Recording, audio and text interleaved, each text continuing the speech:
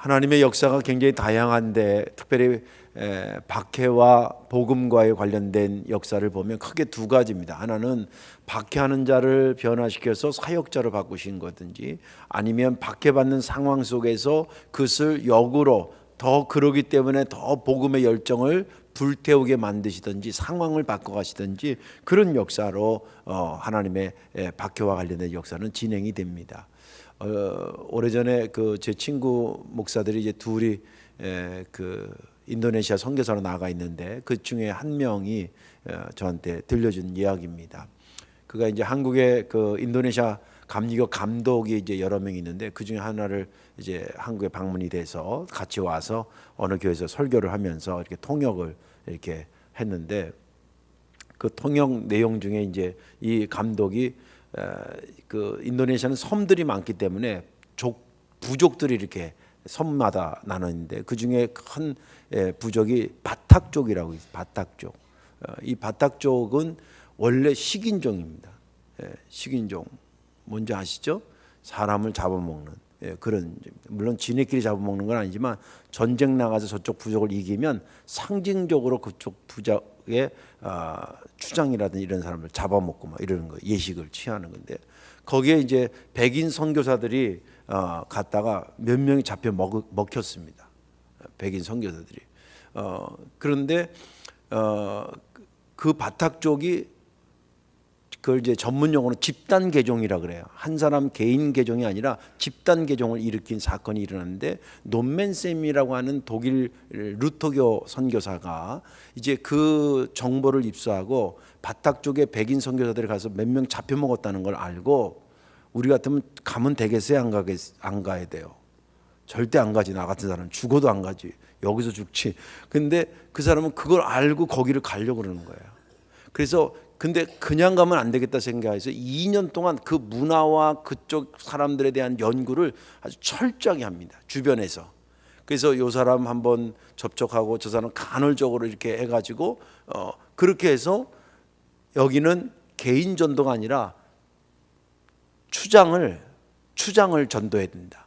추장이 전도하면 그 사회 구조가, 추장이 난 이거 먹겠다 그러면 다 그거 먹어야 되고, 나 여기 살겠다 그러면 다 그쪽 살아야 되고, 그런 식이거든요. 나 이거 믿겠다 그러면 다 믿는 거예요. 그래서 집단 개종이 일어나는 거예요. 그래서 그 사람을 가지고 이제 기도하다가 2년 6개월 만에, 접촉한 지 2년 6개월 만에 그 추장이 예수를 믿게 돼요. 할렐루야. 그래서 그 바탁 쪽이 집단 개종을 해서 전체 민족이 그 부족이 기독교인이 되고, 그 사람들이 이제 인도네시아 다른 지역보다 비교적 빨리 복음을 받아들이면서, 우리나라도 복음이 오면서 복음만 온 게 아니라 학교도 세우고 병원도 세우고 그리고 교회도 세웠잖아요. 그런 식으로 그쪽에서 하면서 가르쳐야 된다.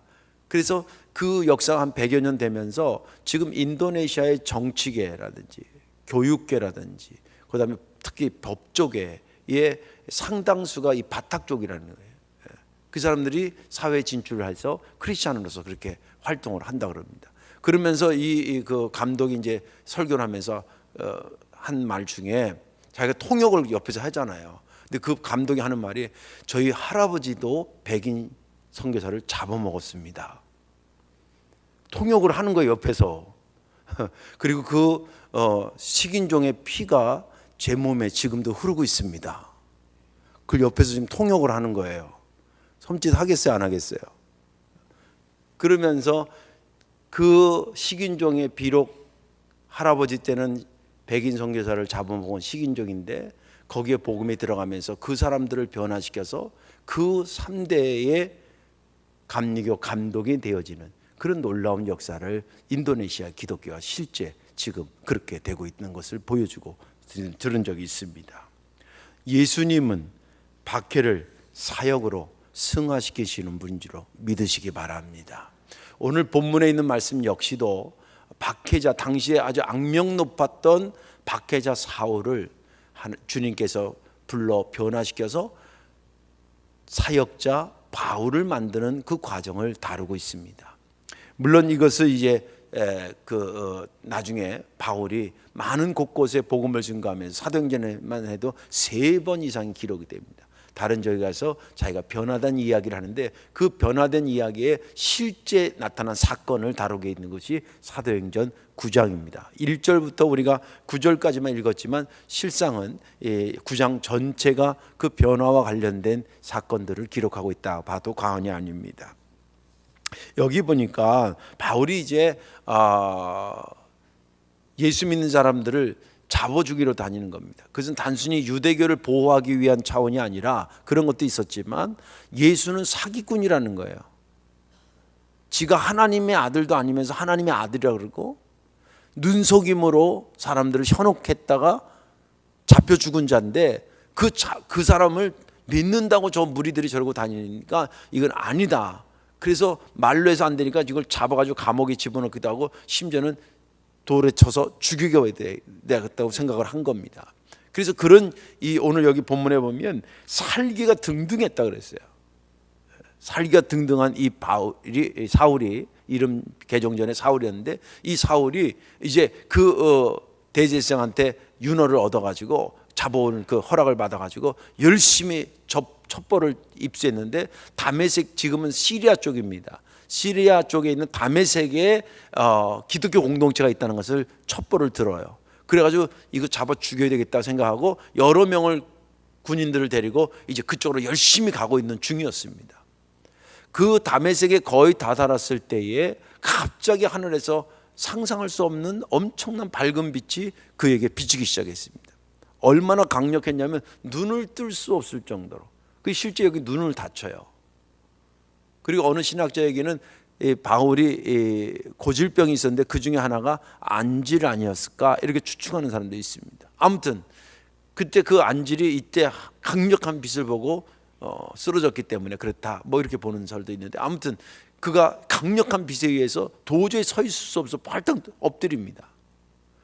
엎드리는데 음성이 들리는 거예요. 뭐라고 그러냐면 사울아 사울아 두 번이나 부릅니다. 그죠? 오늘 본문에 보면 4절에 사울아 사울아 들으라는 거예요. 너 왜 나 자꾸 박해하냐? 상상할 수 없는 소리를 듣고 그가 주여 누구십니까? 이렇게 묻습니다. 그러니까 또 음성이 들리기를 나는 네가 박해하는 예수다. 순간 여러분 바울이 어떤 생각을 하게 됐겠어요? 아 죽었구나 생각을 했을 겁니다. 왜냐하면 사기꾼이고 없는 자라고 생각했는데 그분이 직접 나타난 거예요. 이때는 물론 예수님이 이미 죽고 부활하신 이후입니다. 승천하신 이후의 사건이에요. 그러니까 거짓말쟁이고 사기꾼이라고 생각했던 예수가 나타난 거예요. 그리고 왜 박해하냐 그러고 누구냐 그러니까 나 예수라고. 그 얘기를 듣는 순간에 바울이 어떻게 했어요? 그런데 주님께서 이제 나 죽었구나 생각하고 있는데 주님께서 그 상상을 뒤집어 엎을 정도로 뭐라고 말하냐면 너에게 새로운 일을 가르칠 자가 시내에서 너를 찾아갈 거니까 너는 시내로 들어가라 그렇게 얘기합니다. 그리고 자리에서 일어났는데 앞이 안 보이는 거예요. 걸어갈 수가 없어요. 그래서 같이 가던 사람들이 또 무슨 소리를 들었는데 뭔 소리인지 모르고 들었는데 그 사람들이 옆에 부축을 하고 전체 분위기가 지금 얼은 겁니다. 그래가지고 이끌림을 받아서 다메섹에 들어갔는데 앞도 못 보고 3일 동안 너무 자기가 받은 충격이 커서 못 먹는 게 아니라 안 먹는 거예요. 오늘 여기 본문에 보면 먹지도 9절에 먹지도 마시도 아니하니라. 보이지는 않지만 먹을 수도 있고 마실 수는 있는데 신체적으로는 있는데 자기가 너무 충격이 쌓여서 지금 먹지 않고 있는 상태를 얘기합니다. 그러면서 본문은 끝납니다. 물론 그 이후에 이제 설교하면서 더 추가해서 제가 이야기를 하겠습니다만 본문은 거기까지였습니다. 저는 지난 주간에 이 본문을 보면서 어떤 은혜가 됐냐면 5절에서 6절로 넘어가는 순간에 그 본문을 읽으면서 제게 은혜가 됐습니다. 5절에 주여 누구시니까 이르시되 나는 내가 박해하는 예수라. 6절에 너는 일어나 시내로 들어가라. 내가 행할 것을 내게 이를 자가 있느니라 하시니라.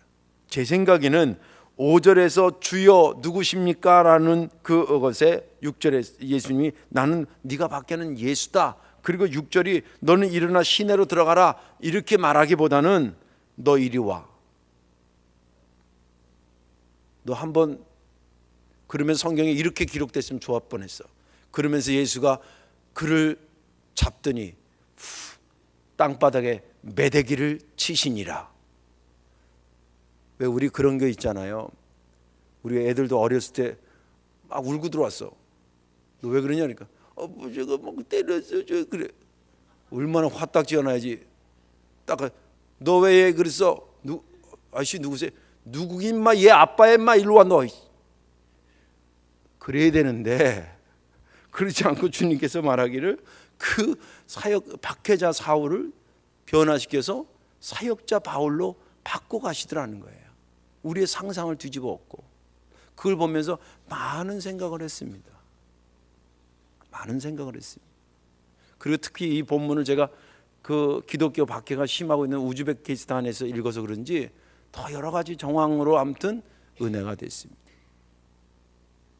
오늘 말씀에 저와 여러분들 은혜 받으시고 혹시 여러분들 신앙생활을 하는데 힘들게 하는 분들이 옆에 계십니까?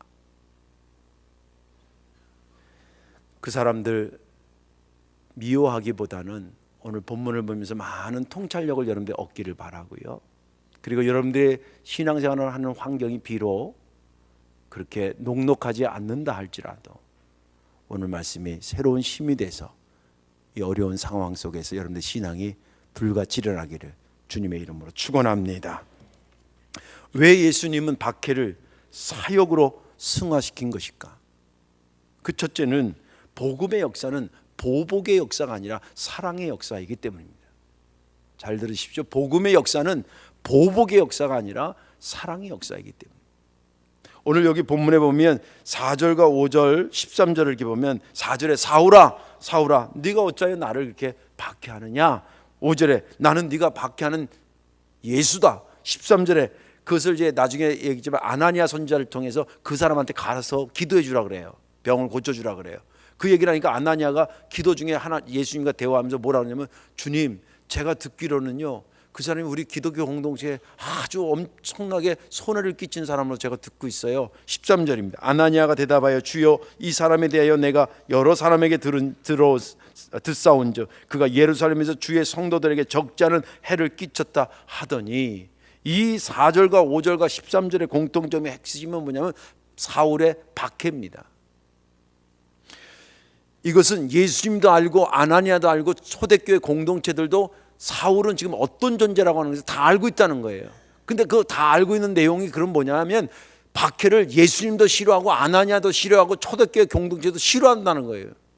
그걸 지금 버젓이 하고 있는 사람이 사울이라는 거예요. 한 명만 개인적 감정으로 박해를 한다 느끼는 게 아니라 공동체적으로 집단적으로 느끼고 있다는 것은 그 사실이 정말 정확한 사실이라는 거예요. 사울은 지금 그러고 사는 사람이라는 거예요. 그러면 이런 박해에 어떻게 응징해야 되겠는가 라고 하는 것을 한번 생각해 보세요. 자, 그 생각을 하면서 입장을 또 이렇게 바꿔보는 겁니다. 그러다가 사울이 지금 예수를 만난 거예요. 환상 중에 예수를 만났어요. 그리고 그가 순간 내가 이제 예수님한테 어떤 응징을 받겠구나라고 하는 것을 어떻게 상상했을까를 한번 생각해 보십시오. 상상이 가능한 것은 그가 그 예수를 만나고 나서 취한 태도를 보면 그가 지금 어떤 심리적인 상태인지를 잘 보여주고 있는데, 첫째 4절에 보면 땅에 엎드러졌다 그랬어요. 그 빛을 보면서 예수님을 보는 순간 땅에 엎드러졌다. 9절에 사흘 동안 보지 못하고 먹지도 마시지도 아니했다. 11절에 사울이라는 사람을 찾으라 그가 기도하는 중이다. 지금 엎드려졌다, 먹지도 마시지도 않는다, 기도하는 중이다라는 것을 보면 종합해서 보면 아이고 난 이제 죽었구나. 주님 정말 저 죄송합니다. 난 예수님 당시 그렇게 살아계신 분인 줄 모르고 사기꾼이라 그러고 그 예수를 믿는 사람들을 죽이고 그런 것에 앞장섰던 거 정말 죄송합니다. 죽을 죄를 졌습니다. 그러면서 최소한 이렇게 잘못한 자기에게 대해서 예수님의 응징은 육신적으로 고통을 병이 걸려서 고통을 심하게 주시든지 아니면 심지어는 여차하는 순간에 내 생명도 치실 수도 있겠구나를 예상했을 것입니다. 그리고 그가 그래서 어떤 질병이 생겼거나 혹은 죽음을 맞이하게 됐어도 그는 항변하거나 억울하거나 이런 생각을 못했을 것입니다. 지금 상태를 보면 그걸 알아요. 엎드려졌다 그러고 마시지도 먹지도 않았다라고 하는 거, 그리고 기도하고 있었다는 것을 보면 그가 지금 얼마나 두렵고 떨리는 가운데 덜덜덜 떨고 있는가를 보여주고 있다 이 말이에요. 일절의 기세가 당당하고 살기가 광성했던 그 사울이 아니에요 지금 모습은. 그런데 그가 기대했던 이런 응징이 나에게 올 것이라고 생각했던 그 기대와 또 우리 생각에 적어도 저럴 정도는 아주 다리를 불어넣든지 뭘 해야 되지 않겠냐는 생각을 완전히 180도로 뒤집어 놓은 분이 누구냐면 예수님이셨습니다. 예수님은 자신도 그리고 모든 초대교회 공동체도 그토록 싫어하는 박해를 보복으로 이어가지 아니하시고 오히려 보복보다는 사랑으로 사역으로 그것을 이어가셨습니다. 그 결과 어떤 일이 벌어졌을까요? 19절과 20절에 이제 그가 그런 사랑과 은혜를 받고 나서 변화돼서 나타난 첫 번째 행동인데 이게 불과 하루 이틀 상관입니다. 뭐 몇 년 걸려서 그렇게 된 게 아니라 하루 이틀 상관에 어떻게 확 변하냐면 19, 20절 사울이 다메섹에 있는 제자들과 함께 며칠 있을 새 즉시로 각 회당에서 예수가 하나님의 아들이심을 전파하니. 그가 왜 이렇게 빨리 가려고 그랬을까? 제가 생각하기는 주님 앞에 너무 자기가 죄송했어요. 그럼에도 불구하고 자기는 죽을 수밖에 없는데 자기를 살려준 것이 너무 고마워서 이제라도 단 하루라도 한 시간이라도 빨리 이 자기가 잘못된 것을 증거해야 되지 않겠냐는 생각에 벌떡 일어나 가서 증거하지 않았을까, 그렇게 생각이 듭니다. 사람이 미안하면 그런 마음 덜 들 수 있잖아요. 완전히 이 사람이 180도로 바뀌었어요. 사울이 변화되면서 초대교인들이 놀라고 또 심지어는 자기 편이라고 여겼던 이 유대인들이 성경에 당황했다 그랬습니다. 당황했다 그러고 그리고 이방 선교라고 하는 새로운 복음의 역사가 시작됩니다. 자, 여기서 한번 질문해 볼게요. 그렇다면 이 변화는 어디서 온 것입니까? 보복에서 온 것입니까? 아니면 사랑으로 그를 품은 데서 온 것입니까?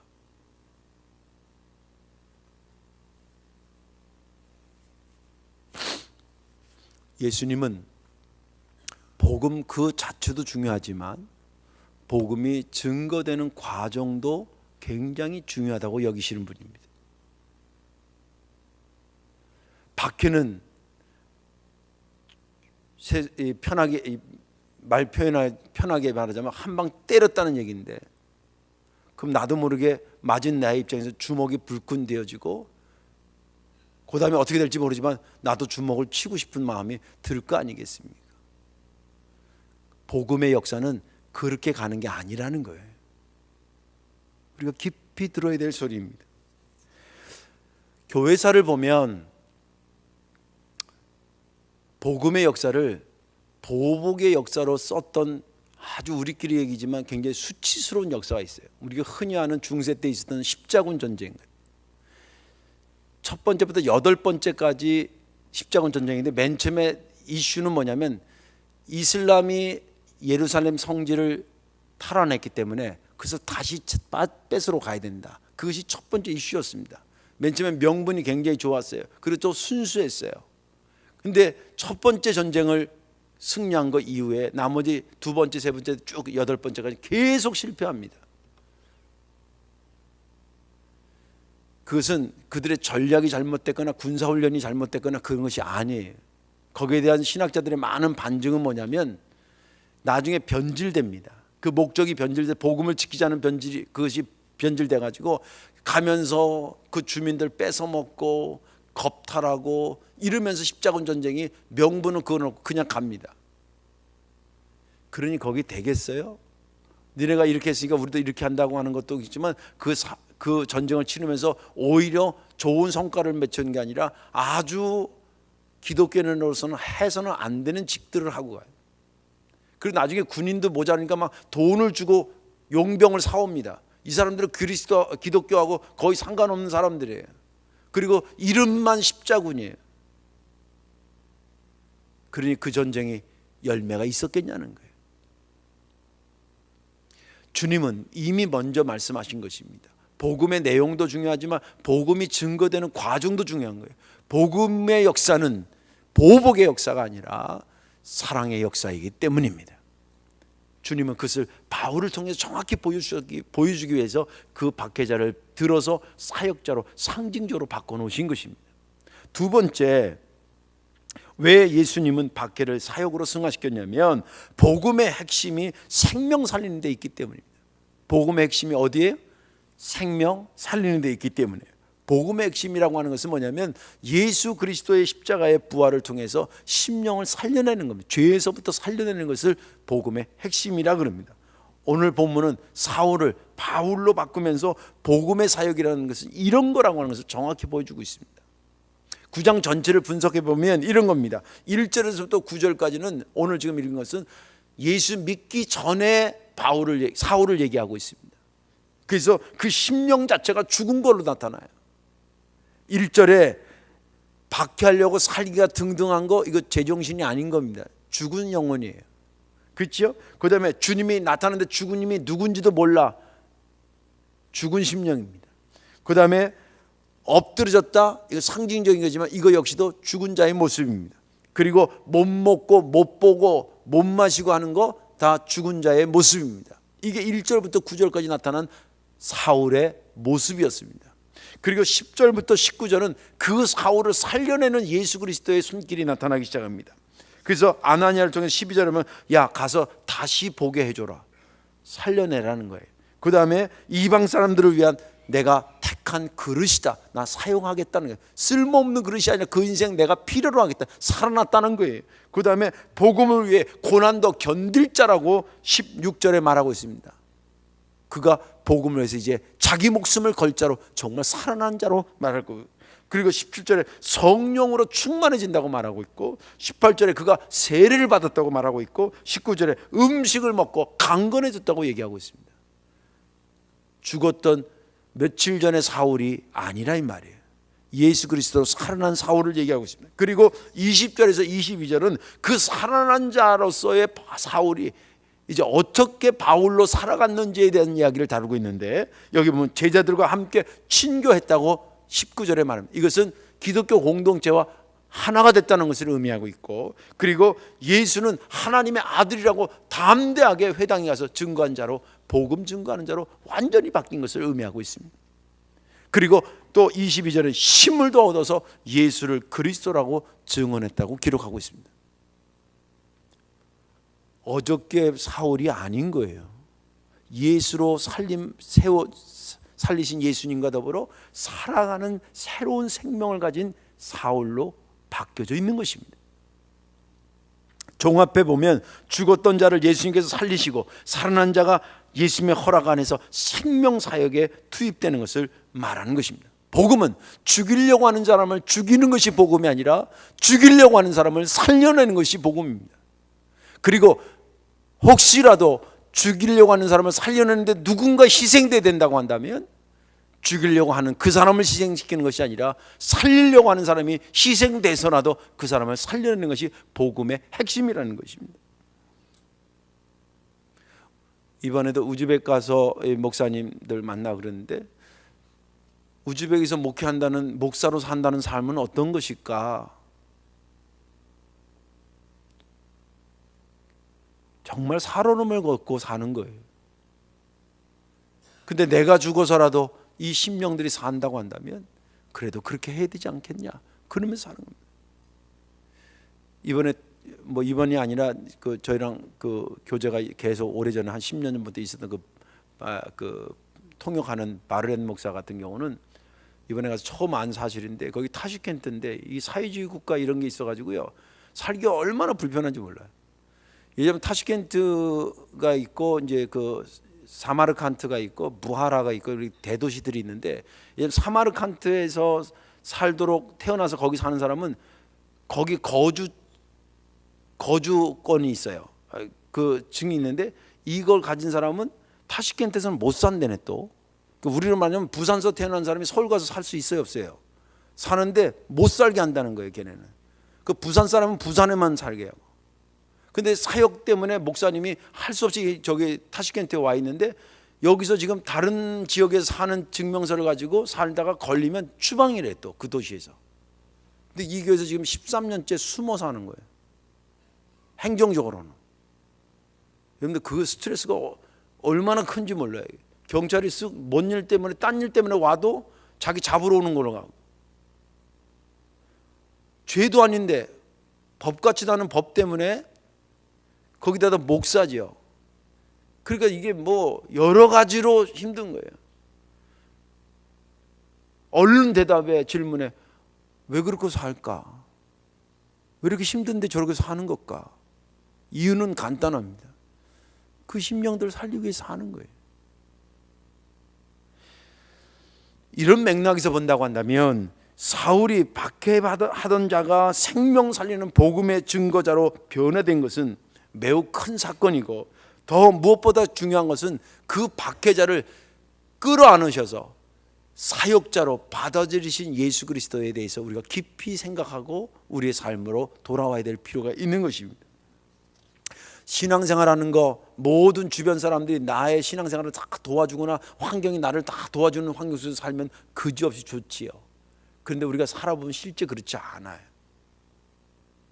그렇다고 계속 같이 미워하고 같이 보복하고 그렇게 해서는 복음의 역사가 미안하지만 진보가 일어나지 않아요. 그래서 보복을 하지 않고 사랑으로 다가가고 답답하더라도, 그리고 그 심령을 사랑하고 살려내야 된다는 그런 입장으로 다가가지 않으면 그 역사는 이루어지지 않는다는 것을 주님은 오늘 이 사울을 바울로 바꿔가는 그 과정을 통해서, 당신을 그렇게 박해하고 당신을 믿는 백성들을 그렇게 박해하는 것을 뻔히 알고 그것이 싫다는 것을 알면서도 거기에서 바로 징계하지 아니하시고 그를 사역자로 복음적으로 해석하는 주님의 그 생각과 넓은 가슴을 우리가 꼭 가져야 된다는 것입니다. 이제 말씀을 정리하겠습니다. 예수님은 당신의 사역이 빨리 그리고 조금이라도 더 넓게 확산되기를 원하십니다. 그러나 그럼에도 불구하고 더 중요하게 여기는 것은 한 영혼에 대한 관심입니다. 이 사울을 치면 동시에 박해가 없어지면서 복음의 역사가 좀 더 빨리 수월하게 갔을런지도 모릅니다.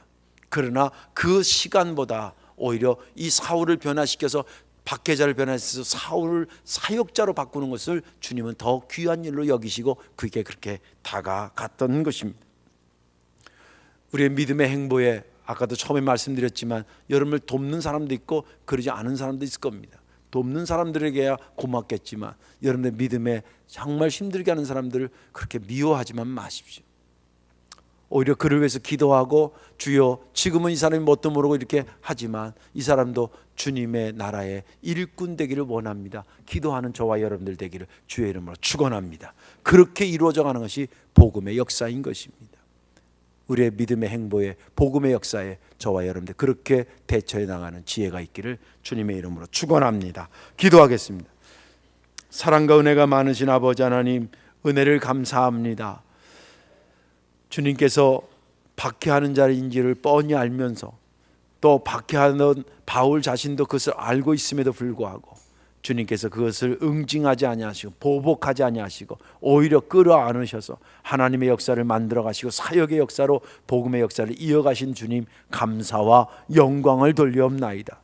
복음이 증거되는 모든 곳에는 아버지 하나님 복음 자체도 중요하지만 과정도 중요한 것을 알려주셨고 복음의 핵심인 생명을 살리는 것을 잊어서는 안 된다고 우리에게 누누이 이 사건을 통해 말씀하고 계심을 깨닫게 하여 주옵소서. 더불어 내 신앙생활에 합력하는 자에게 복을 주시고 신앙에 도움이 되지 않는 자들을 주님 긍휼히 여겨 주셔서 저들로 주님 진리를 깨달아 자유케 되는 복된 역사가 있어지게 도와 주옵소서.